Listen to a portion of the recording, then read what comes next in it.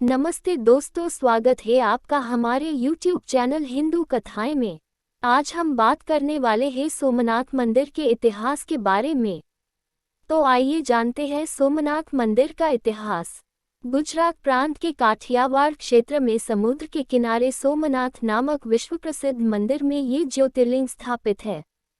पहले ये क्षेत्र प्रभासक क्षेत्र के नाम से जाना जाता था। यहाँ के ज्योतिर्लिंग की कथा का पुराणों में इस प्रकार से वर्णन है। दक्ष प्रजापति की 27 कन्याएं थीं। उन सभी का विवाह चंद्रदेव के साथ हुआ था, किंतु चंद्रमा का समस्त अनुराग व प्रेम उनमें से केवल रोहिणी के प्रति ही रहता था। उनके इस कृत्य से दक्ष प्रजापति की अन्य कन्याएं बहुत अप्रसन्न रहती थीं। उन्होंने अपनी यह व्यथा अपने पिता को सुनाई। दक्ष प्रजापति ने इसके लिए चंद्रदेव को अनेक प्रकार से समझाया, किंतु रोहिणी के वशीभूत उनके हृदय पर इसका कोई प्रभाव नहीं पड़ा। अंततः दक्ष ने क्रुद्ध होकर उन्हें क्षयग्रस्त हो जाने का शाप दे दिया। इस शाप के कारण चंद्रदेव तत्काल क्षयग्रस्त हो गए। उनके क्षयग्रस्त होते ही पृथ्वी पर सुधा शीतलता वर्षण का उनका सारा कार्य रुक गया। चारों ओर त्राही त्राही मच गई। चंद्रमा भी बहुत दुखी और चिंतित थे। उनकी प्रार्थना सुनकर इंद्रादि देवता तथा वशिष्ठ आदि ऋषिगण उनके उद्धार के लिए पितामह ब्रह्माजी के पास गए। सारी बातों को सुनकर ब्रह्माजी ने कहा, चंद्रमा अपने शाप विमोचन के लिए अन्य देवों के साथ पवित्र प्रभासक क्षेत्र में जाकर मृत्युंजय भगवान शिव की आराधना करें।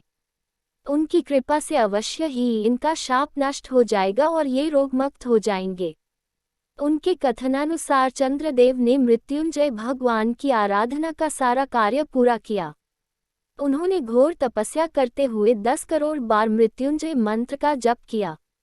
इससे प्रसन्न होकर मृत्युंजय भगवान शिव ने उन्हें अमृतत्व का वर प्रदान किया। उन्होंने कहा, चंद्रदेव, तुम शोक न करो, मेरे वर से तुम्हारा शाप मोचन तो होगा ही, साथ ही साथ प्रजापति दक्ष के वचनों की रक्षा भी हो जाएगी।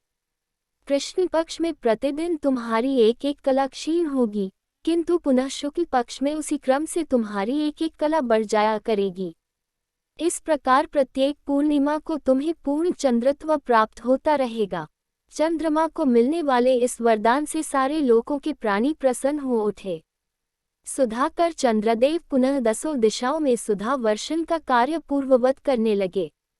शाप मुक्त होकर चंद्रदेव ने अन्य देवताओं के साथ मिलकर मृत्युंजय भगवान से प्रार्थना की कि आप माता पार्वती जी के साथ सदा के लिए प्राणों के उद्धारार्थ यहाँ निवास करें।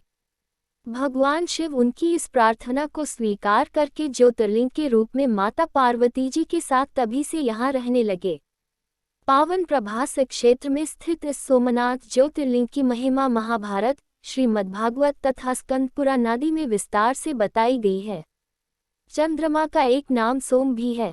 उन्होंने भगवान शिव को ही अपना नाथ स्वामी मानकर यहाँ तपस्या की थी। अतः इस ज्योतिर्लिंग को सोमनाथ कहा जाता है। इसके दर्शन, पूजन, आराधना से भक्तों के जन्म जन्मांतर के सारे पाप और दुष्कृत्यु विनष्ट हो जाते हैं।